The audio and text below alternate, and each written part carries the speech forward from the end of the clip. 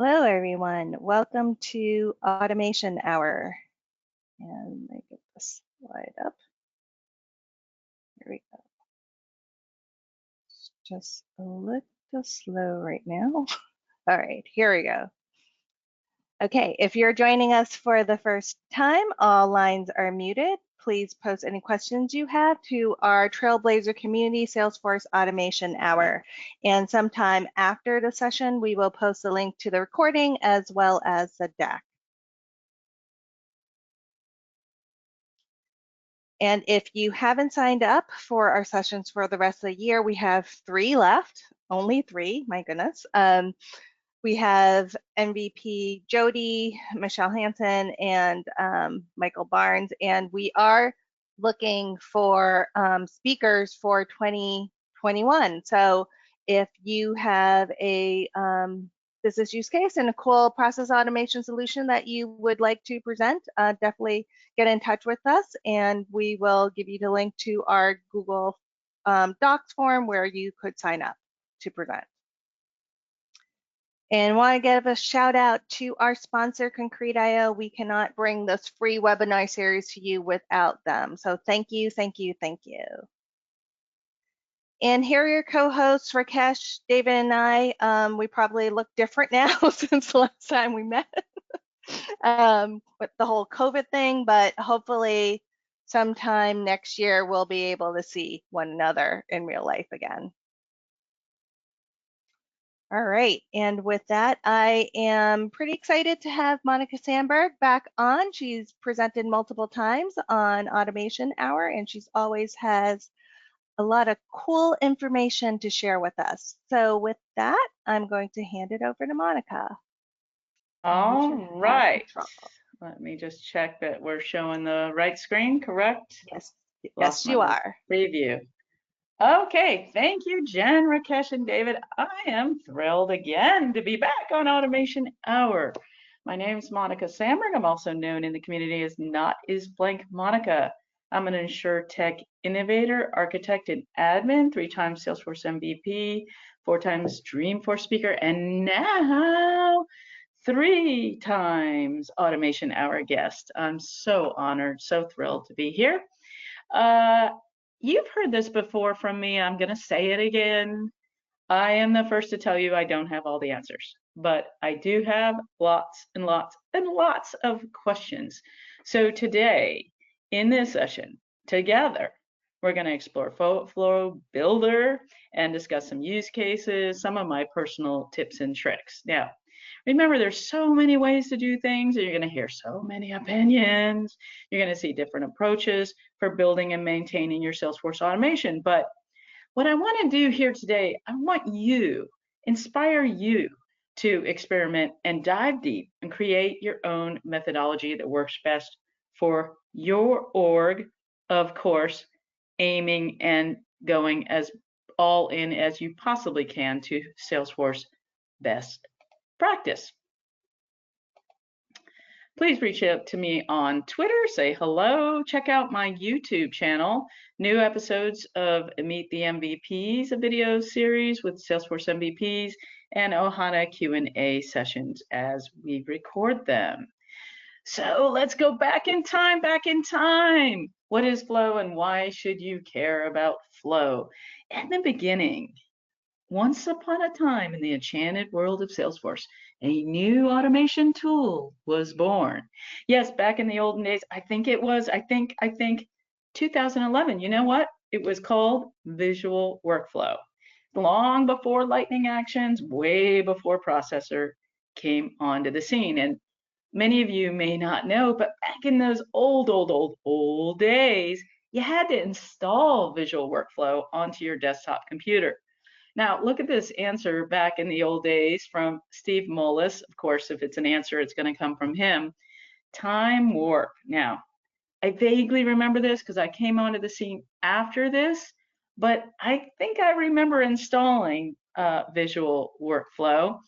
And back then, it was a bit complicated to use and had limited functionality, but it was still heading forward and doing something that we hadn't been able to do and leading up to where we are today.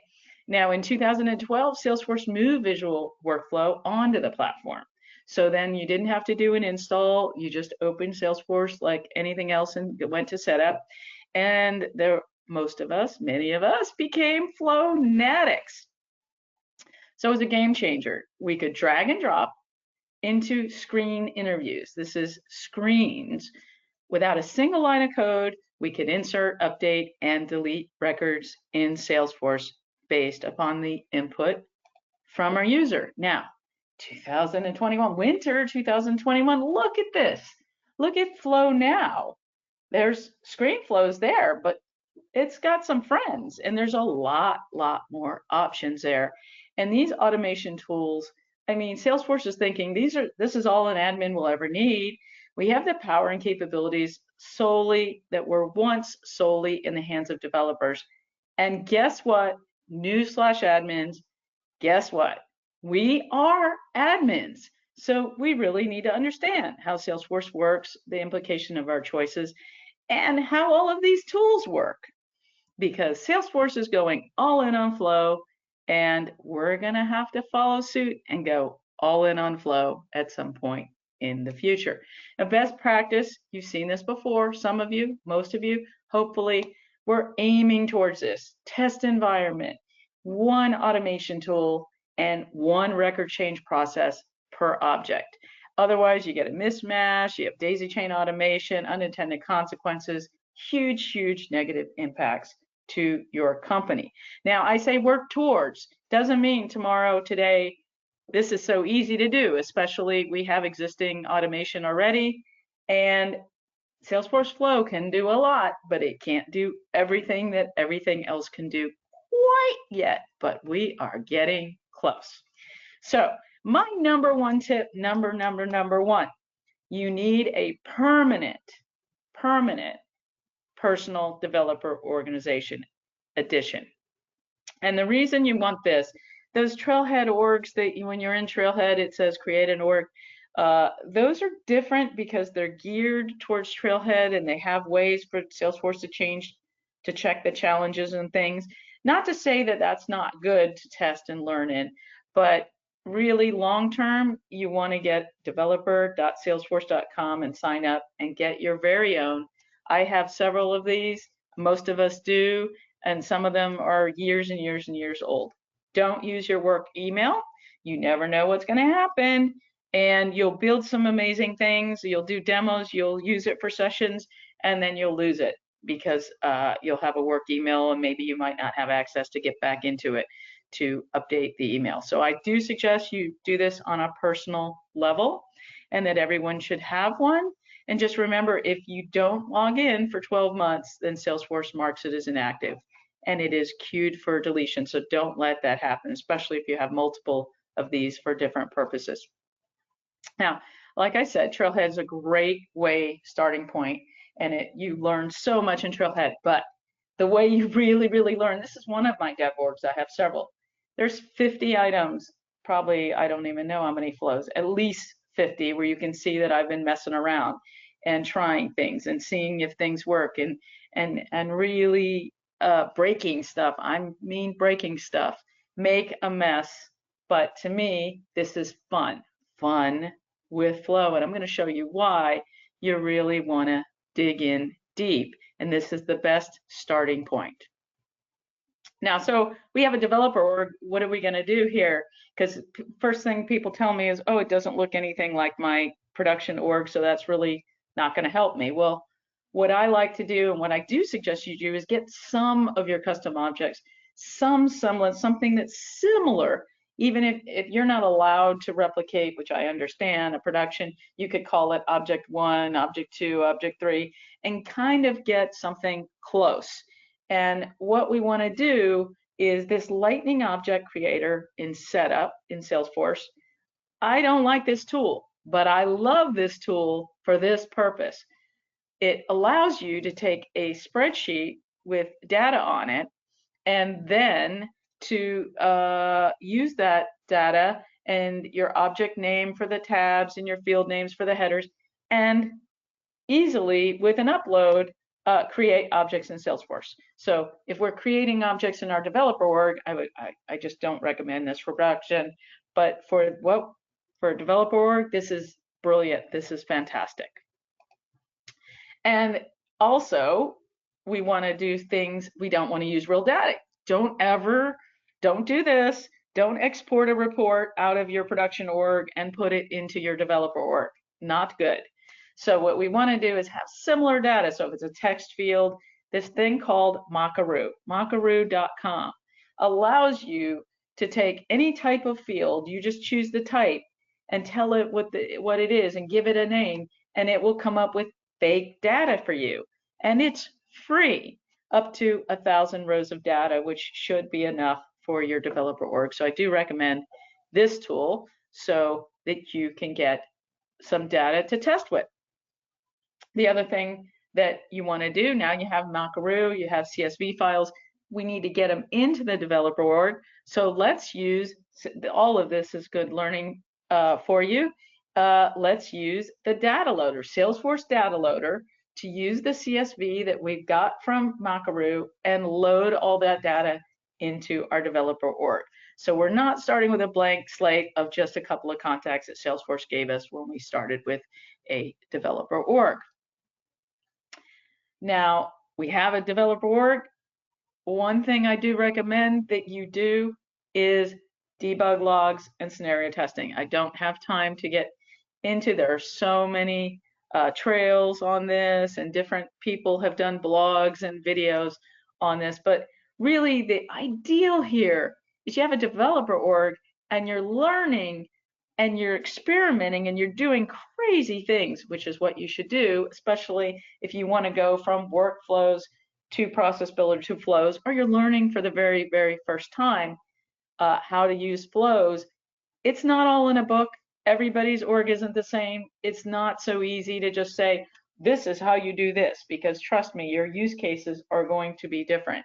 So you want to get in, test for limits and exceptions in the developer org. Then you go to sandbox. Then you go to production. That's how I do it. That's how I learn. That's how I experiment. And I go in that order. And I'm going to show you a little more of that later here. So super, super fun.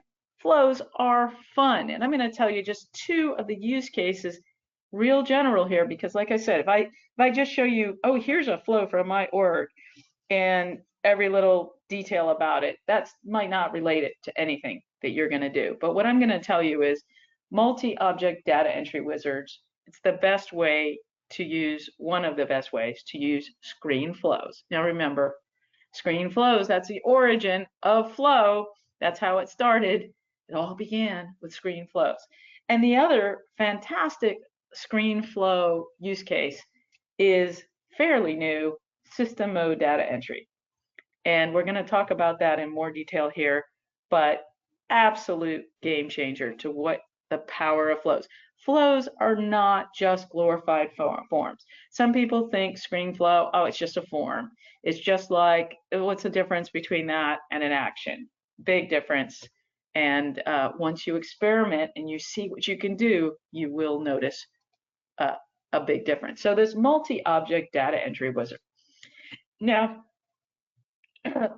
actions, they're great. You can have your user fill out a form and create an object or update an object. But what you can do with flow is you can touch multiple objects. They don't even necessarily have to be related. In addition, your users, you can guide them along the way, and behind the scenes, you can run all kinds of automation for the user seamlessly, where things are auto-populated, etc., based upon criteria.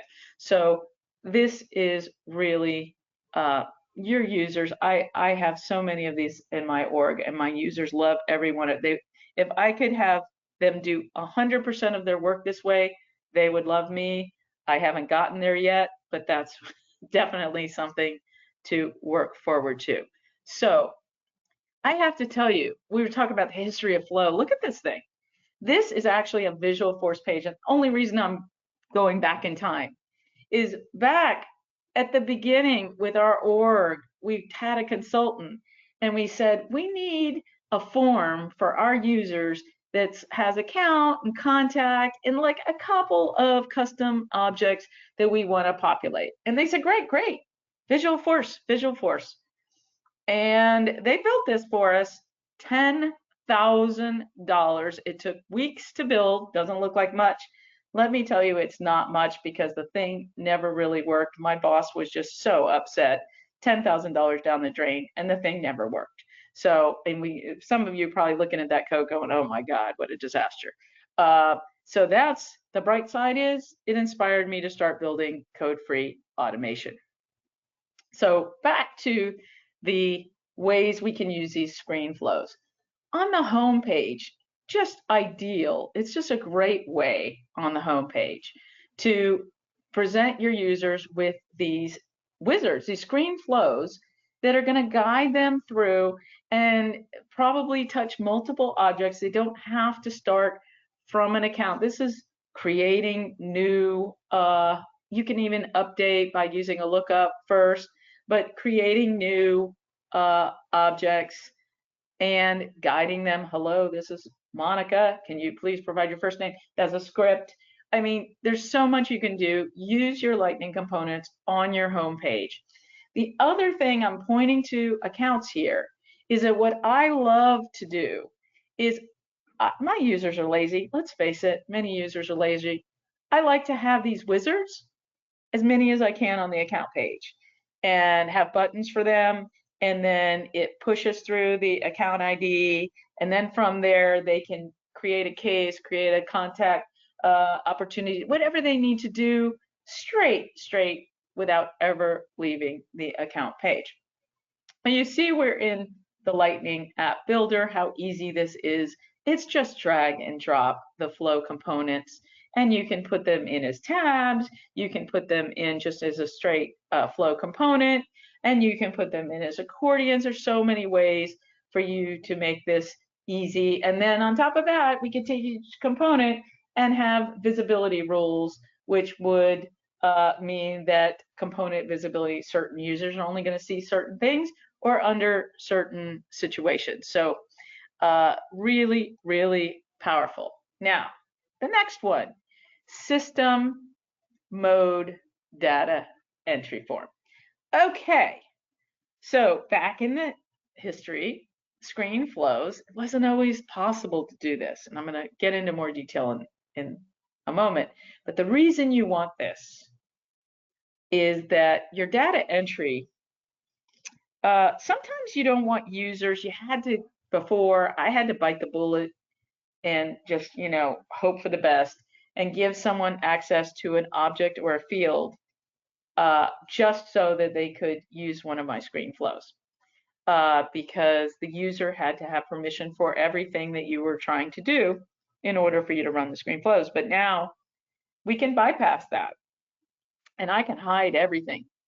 And sometimes I'm going to give you a specific use case in a moment, but you want these screen flows to be run as you, as the admin, and not have to worry about who the user is that is doing that. And so this comes down to mode of execution. And screen flows used to be user mode only on the left. And user mode meant that whoever was filling out that form and clicking save or finish, they had to have permissions for everything or the flow. They didn't even see the flow. The flow is hidden from them because they don't have the proper permissions. But now I can run these flows in system mode. This is a new thing that just came out this summer where I can run in system mode. I can override the default behavior. And this is really a game changer.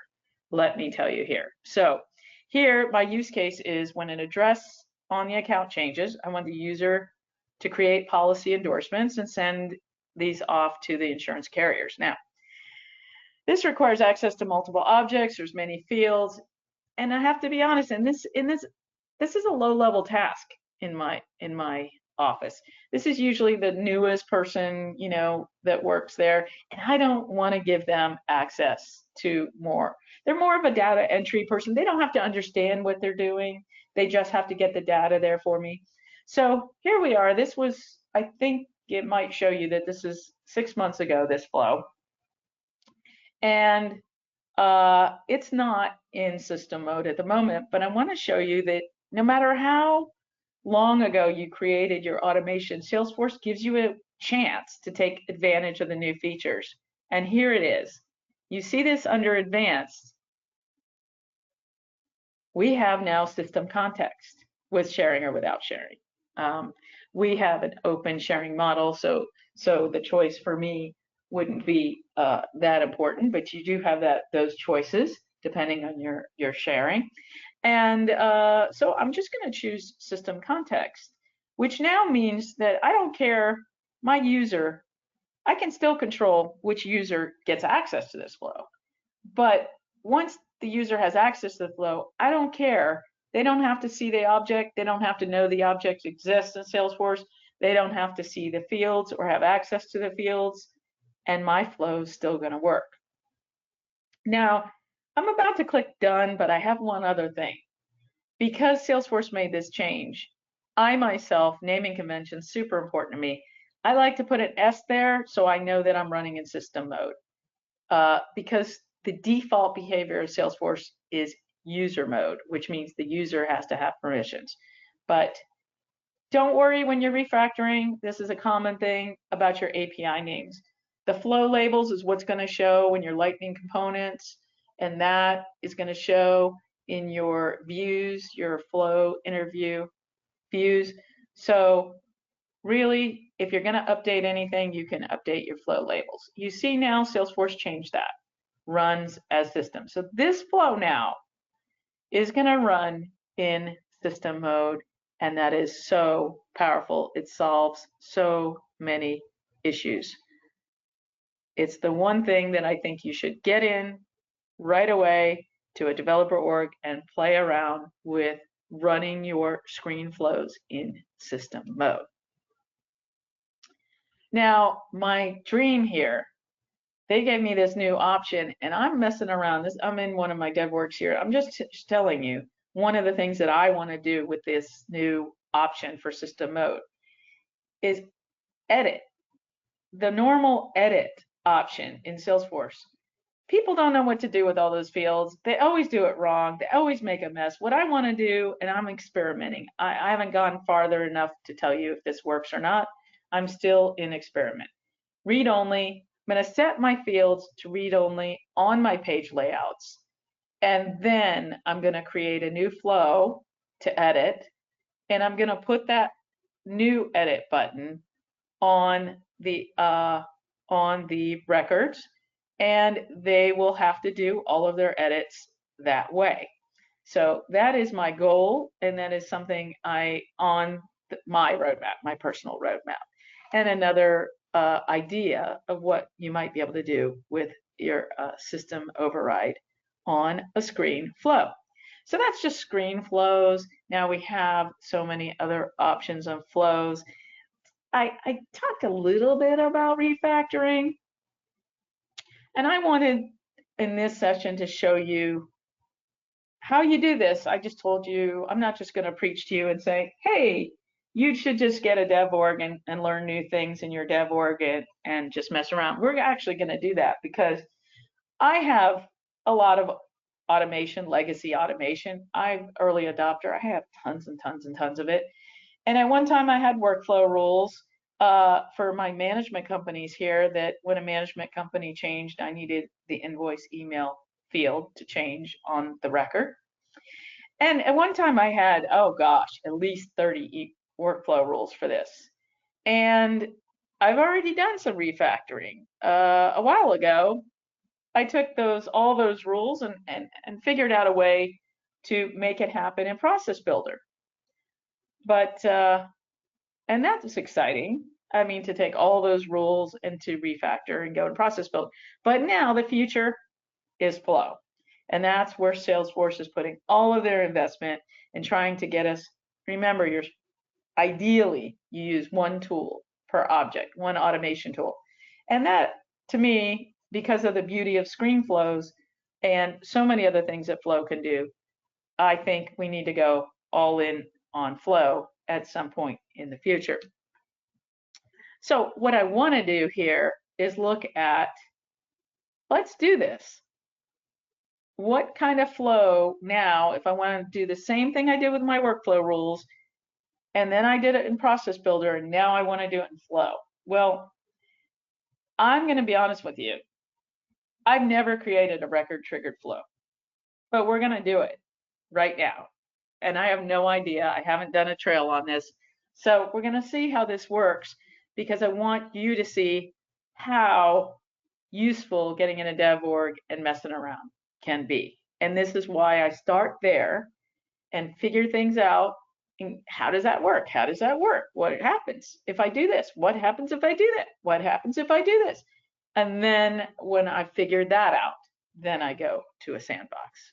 Okay, let's do it. Record triggered flow. So this is new. I don't remember seeing auto layout beta, but let's do it.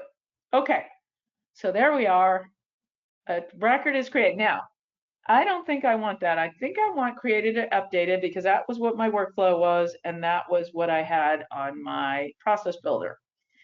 And I'm going to try this before record is saved, because I heard from everyone how wonderful these before save triggers are. And I want to see that in action. So my account is my object, and I don't think that I want to filter on conditions for that, because what I really want is a criteria. So to me, criteria, that looks like that would be a decision. Okay, so criteria would be a decision. Not thinking well here. I'm just going to put anything here for the label. I don't know, management invoice. Okay. Update. Yeah, that's what I'm going to do. Okay, management invoice update. That works for me. Okay. So now what do I want? Do I want to update the management invoice, or do I not? Let's say, yes, I do want to update it. Now, what's my criteria going to be? Ooh, look at there. Salesforce has already done a get record for me. Record account. I'm assuming that's a get record. They've already found all the oh, yes, yes, yes, yes.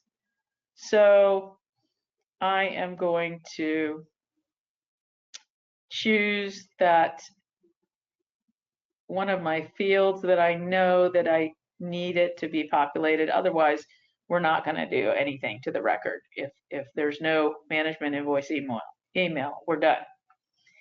And okay. And now I got to make sure that my billing contact override is false, because if it's true, I don't want to do this update. And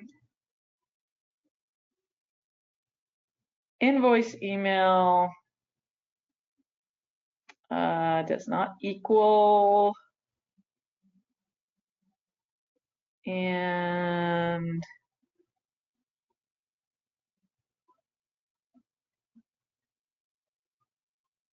the invoice email from my management company. Okay, that looks good.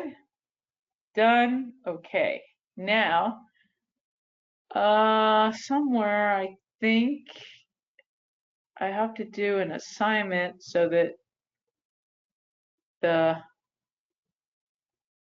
trigger has the value. So let me try this.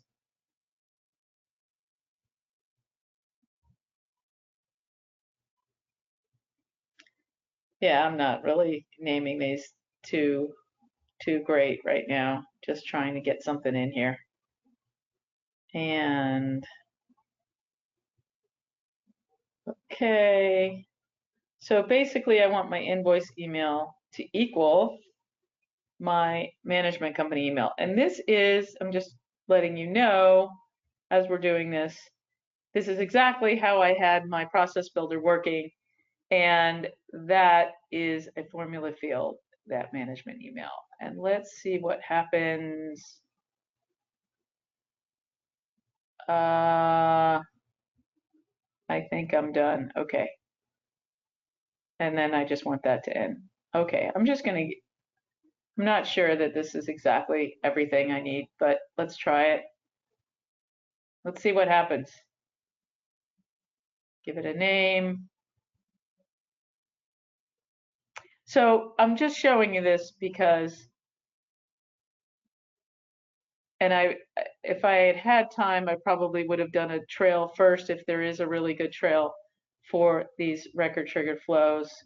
Uh-oh, and this is how I like to learn. I'm being honest with you. I like to just get a new feature and play and see what works and see what doesn't before I follow instructions. That's just how my brain works. But it's basically telling me it's not liking that field, record.management invoice email field for a, that makes sense. For a before save, that is a formula field. That makes sense why that won't work. Okay, so now I know I can't use a formula field, and this is why I like to do this in a before save trigger. Makes perfect sense to me. All right, so we can't go that way. Let's make some changes here. Let's change to after record is saved. Click save and then save. And it likes that. So I can't do the before because I'm dealing with a formula field. Okay, I think I went too fast. 1 second. I wanted to debug the flow, and normally that's how I do my flows, but it looks like record triggered flows can't be debugged from Flow Builder. Okay, lesson learned. So I can't do it that way. So back to old school. Let's just update a record and see if it works. And honestly, this is why I do a dev org too, is you're going to end up doing both. Yeah, usually I start with debug if it's a screen flow, and then, but we have a problem here because it did not make the update. That should say invoice management company 1.com because that is the data that I fed into management company. So when I switch to 1, the invoice should change, and it didn't. So our flow isn't working. Whoopsie, it's a fail. First attempt in learning, and that is just brilliant because I'm happy about that because that means now I'm going to learn something and I'm going to find out what I did wrong.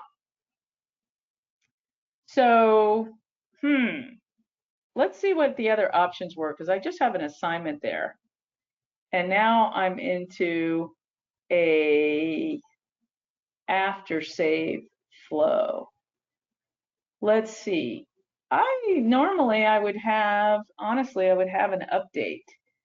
Oh, yes, there it is. So that, I don't believe that was an option. I have to look back for the before save, but definitely it's an option here. So I'm going to try that and see if we can make that work. So we are going to try and make some changes here. So I actually did it. We're on a time constraint here, and I changed it and actually added an update record here. And now I'm doing another test to see if it works. And there it is. You see the invoice did change. So rather than the assignment, I needed, and then let's see if I can go back and get to it for you. No, I can't. Okay. So we did this, and you can just, the reason I was doing that wasn't really to teach you how to use record change flows.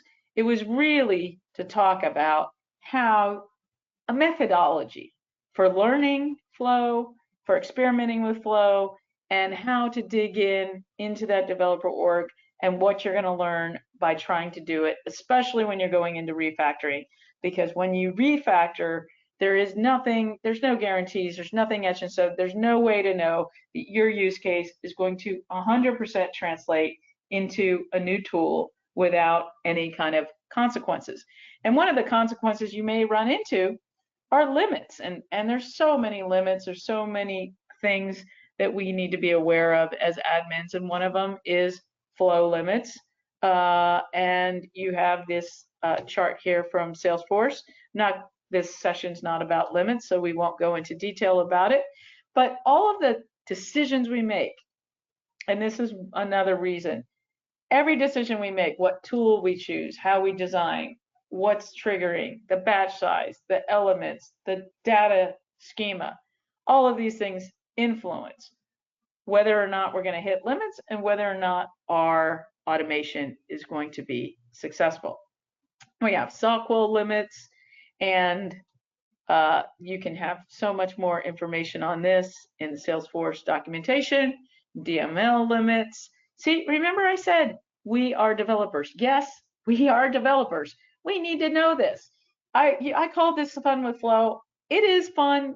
I have so much fun with experimenting and playing, but I find it even fun like when I make mistakes.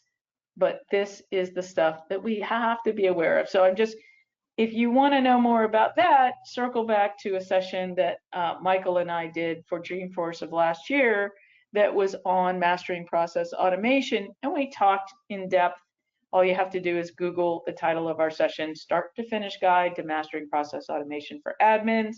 We talk about mode of execution, order of execution, and the Salesforce limits in a little more, obviously more detail than I can here. But another tip that I'm going to leave you with is that you're going to see as you start building that, especially when you're using sub flows, which is best practice. So you're going to have multiple flows. And with anything, if you still have process builder, you still have workflows laying around, and some kind of naming convention will really make your life easier for many ways. If you get email alerts that there was an error with your automation, when you name it and you say account, create, proposal, blah, blah, some of the names are so similar, then you lose track of which one's which. What mode am I in? Is my flow a template or a sub-process? Am I in user mode? Am I in system mode? And the other thing that I do that's probably unique is I number all of my automation. And the reason I want to do that and have a 181, 182, 183, however, I don't always go in sequence, but I have a number, is that if I have custom metadata, I can match it up 181 to 181. And also, if I get an error message, I can find the offending automation really quickly, rather than sifting through a big list and trying to make heads or tails. And so I'm not saying that this is the answer. I've had to change this like 4 times because Salesforce keeps updating Salesforce. So my org is not perfect in any way, shape, or form, but I am working towards make a cheat sheet for yourself. Make something that makes sense to you. You don't have to get it from me or from Jen or from anybody else. Make something that makes sense for you. So as you can see here, and I have a lot of, we're going back 2012, and I have so many flows and different types of flows and different things that, when you're looking at them, it lists 145 items.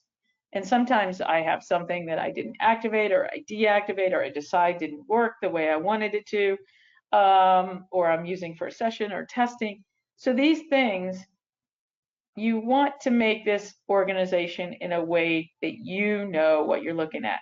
The other thing is when you're getting a flow, as you could see earlier from a Lightning component, you're going to see that flow label. That flow label is what you're going to see as your choice of which flow you want. So if it's named really well, you might have screen flows that some are running in user mode in one place and some are running in system mode in up. Now here's the other thing. Look at this. I'm trying to look at my flows and it's too much for it. So use views, list views, create list views for yourself and separate them out. Oh, subflows. So I only want to see my subflows, only want to see my templates. I only want to see things that are related to my account. So could create a list view for any of my flows that have anything to do with account. And it's just like any other list view. That's all it is you create it the same way and then you go through the criteria. And one thing I didn't mention was that I always try to put the object of where I'm using that flow. Let's say on account, I'm running my flow from account. I try to have the word account in there, even if it's not updating account, it's a child object.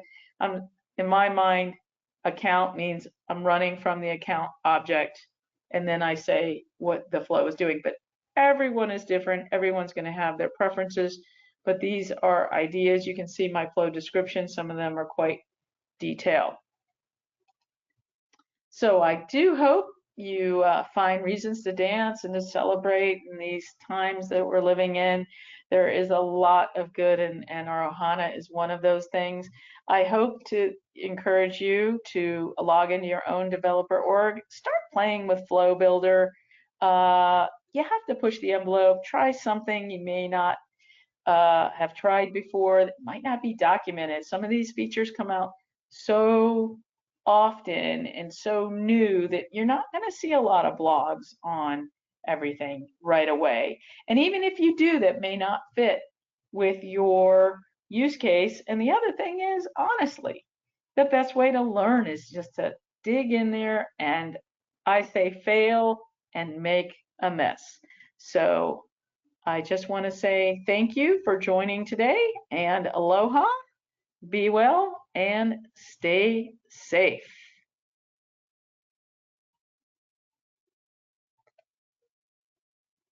Great. All right, we do have some time for Q&A. So if folks have questions, anything that Monica presented or any general process automation question, you can post that out on our Trailblazer community, Salesforce Automation Hour, or on the questions here. So we'll give folks a couple of minutes.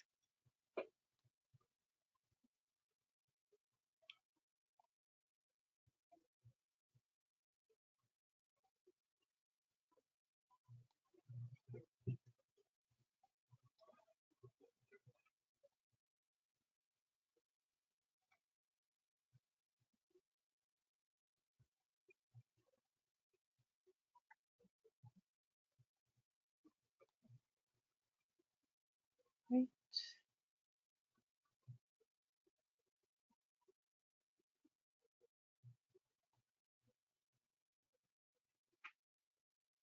So Monica, while we wait, what would you say is your most recent favorite flow feature?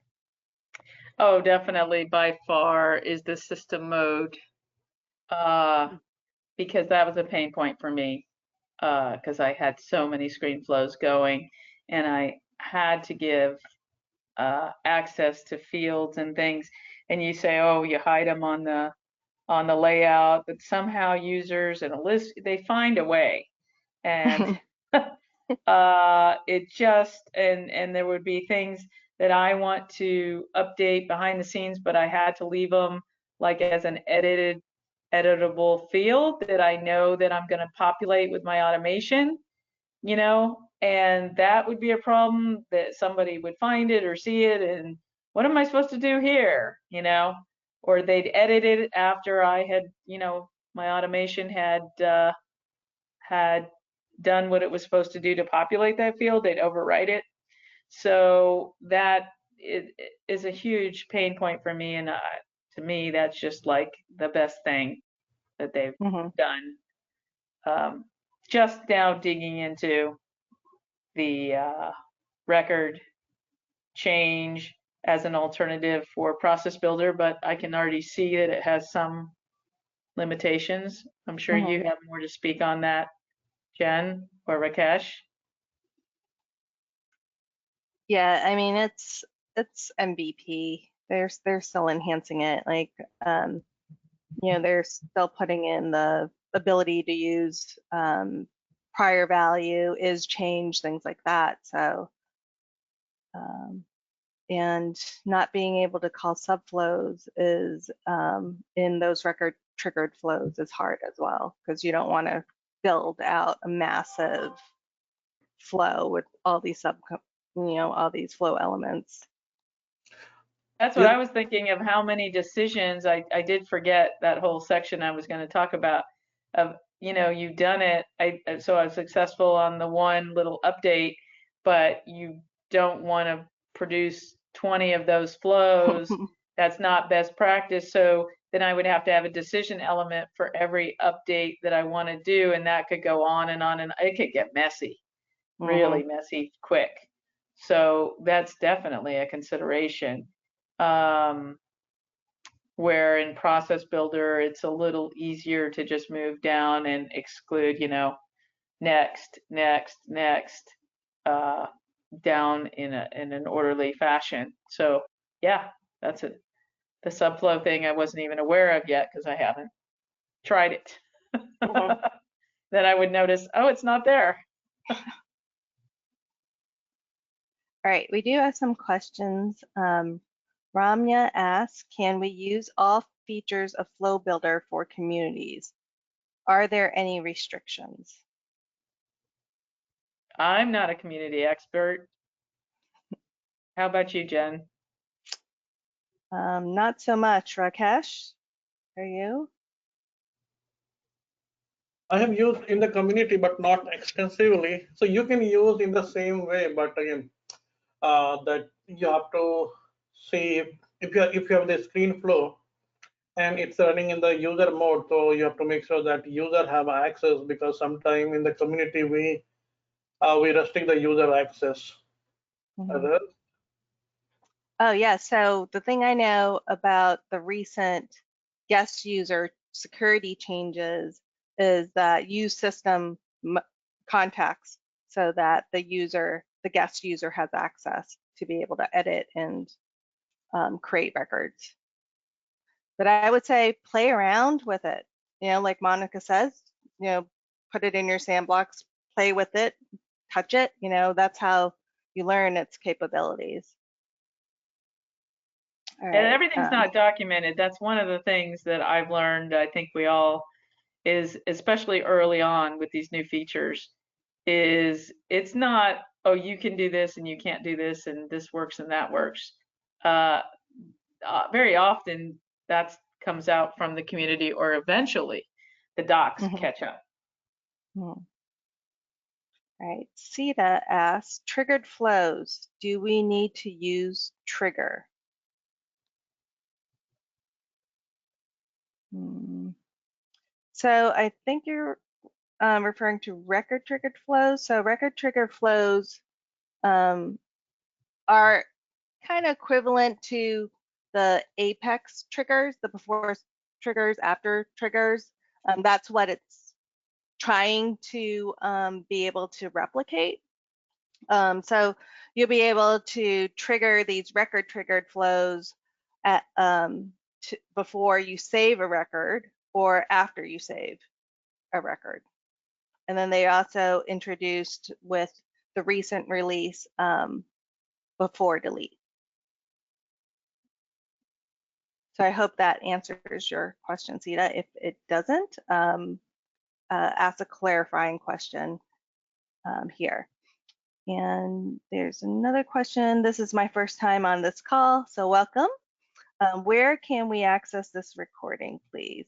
Okay, so after the session, sometime after the session, we will post out on our website, automationhour.com, go to previous recordings.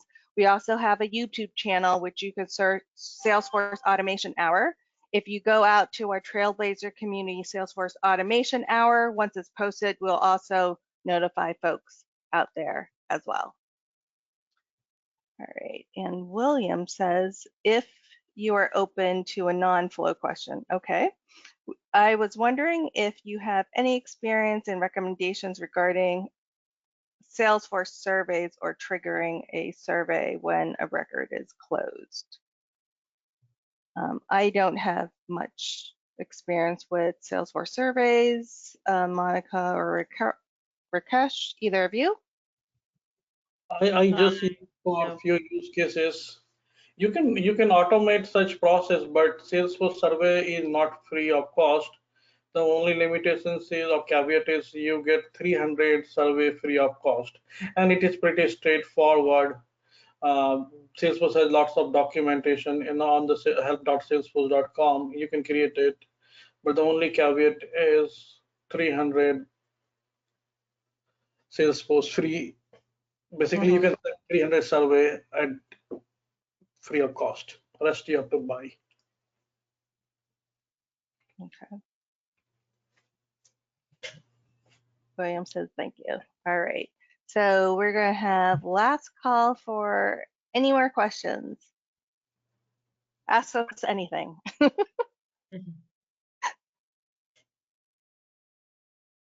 We don't have all the answers though. That's the other message that I wanted to get across is, no one has all the answers. So you are an expert. When you dig in and you play and you do something, you become and even I don't even like that word because no one's the expert. At that moment, you know what's working and how to do it. But it's moving, it's changing all the time. So just stay with it. Just keep digging in. It's fun. I find it fun. Flownatics find it fun, which most of you on this call probably are or will become soon. And if you have questions, you can go out on the Trailblazer community and post, and lots of people will jump in and help you. All right, so let me refresh the Trailblazer community and see if anyone posted there.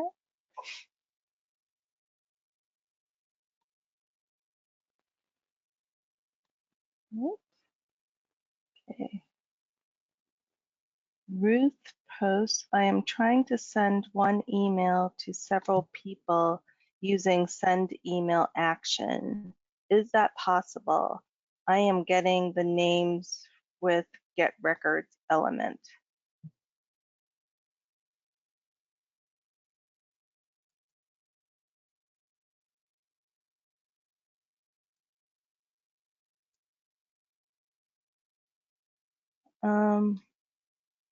Do most of mine with Conga, so.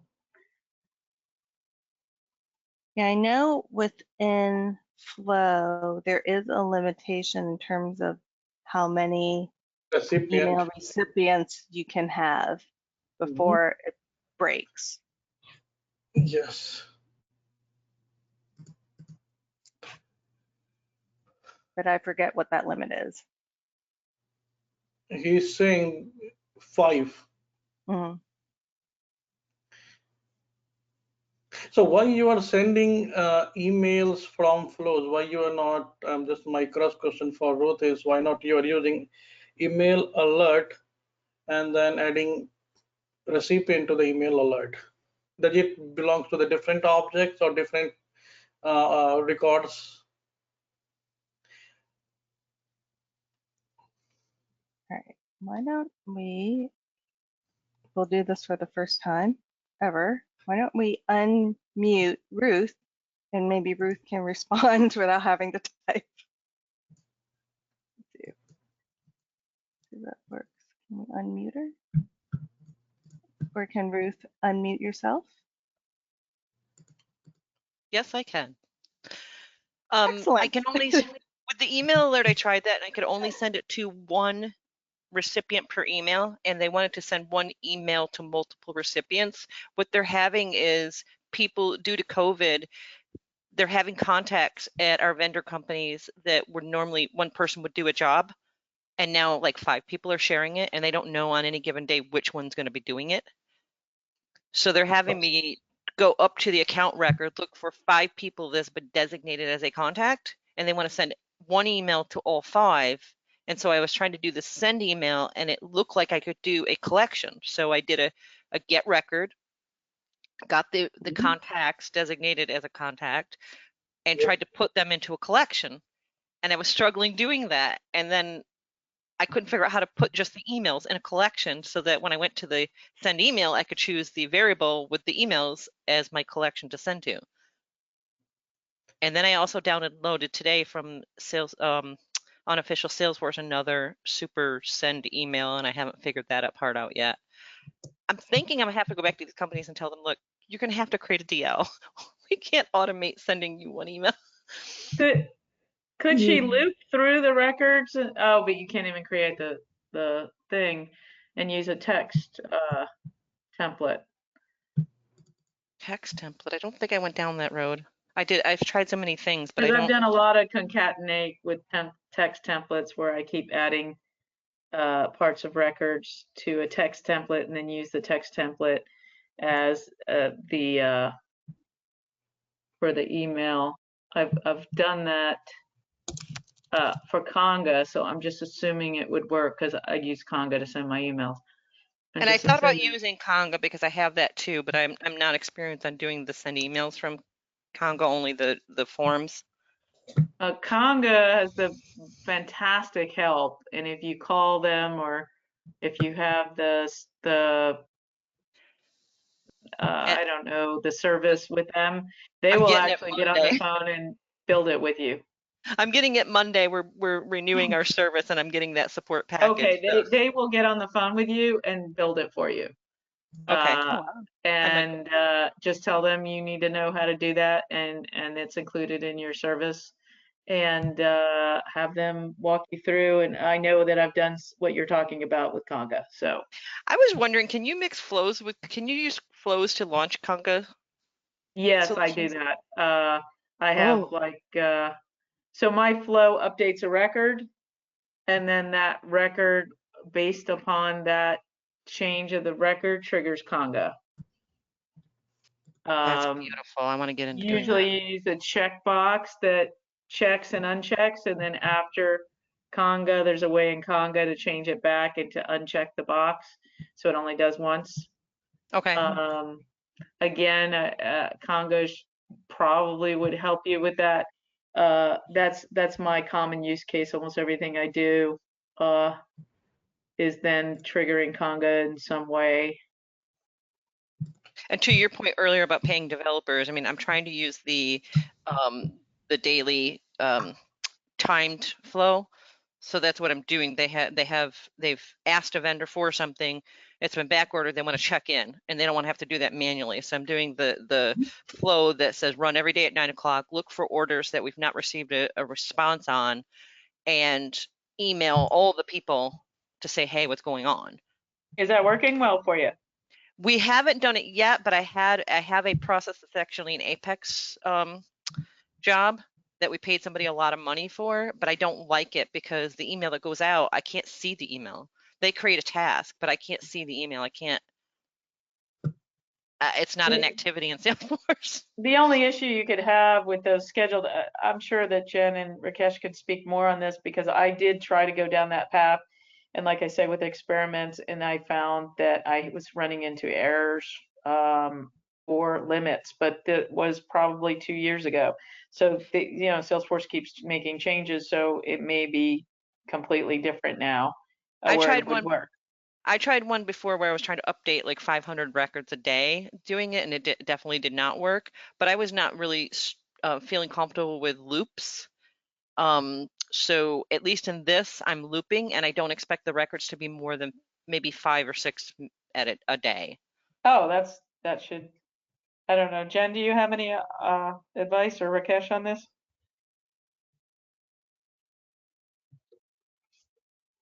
On the scheduled flows? Yeah, dual flow is good. I run the schedule flow on 100,000 records, and I never face any problem. But only one suggestion is don't do any DML or SOQ inside the loop. Right. Rest, I have a dev org which I created around 50,000 records, and it is running every day, so it's working fine. And it So worked great if I was just doing the email alert and sending it to one contact that was designated on the order. It's the fact that they want me to go up to the account and see all of the possible designated contacts, pull them down and send an email to all of them, which it could be one person, could be four.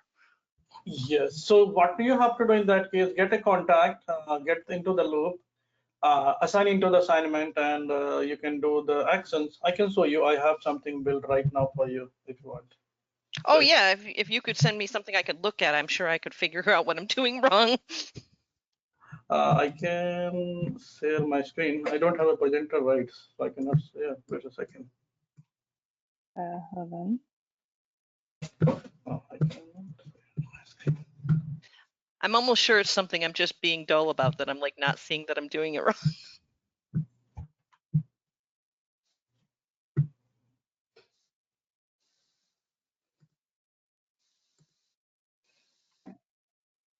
And I've only been doing flows for about 1.5 years.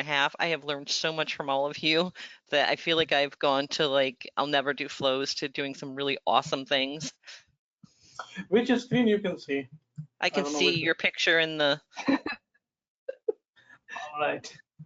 So here you have to do again. This is a stupid name, but again, what you have to do is you go to the contact, get the contact, and you can write all the valid logic like account ID equals to whatever account ID. I don't have any account ID right now, but again, you can write it.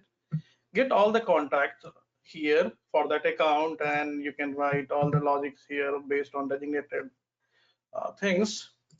And then what you need is you have to have a loop element because you have maybe 4 or 5 or 720, don't know. So you can get it from here in the loop. And then you have to go here and create a collection, which is text collection type email address. I just give the name email address, and you can give the proper naming convention, which I use. And then go to the assignment element and the email address. You can start adding. Go here on the loop record and select email address.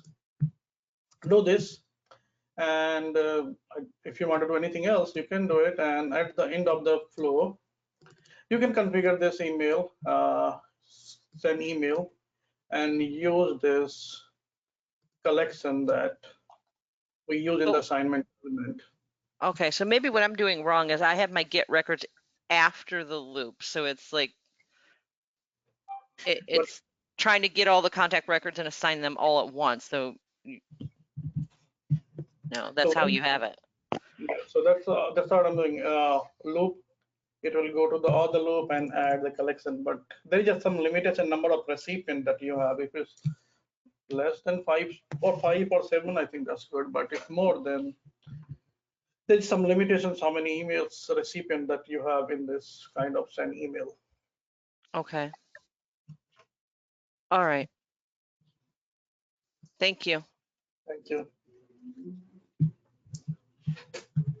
All right. So thanks for that, Ruth. And we are now over time. So we're going to end this call and thank Monica for coming on back on again, three-time presenter.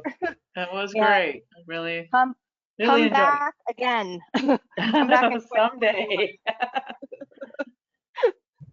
It'll happen. Thank you so much. All right. Thanks, everybody, for hanging in there. We'll talk to you. Bye-bye, everybody. Everyone, have a great weekend. Bye. Bye.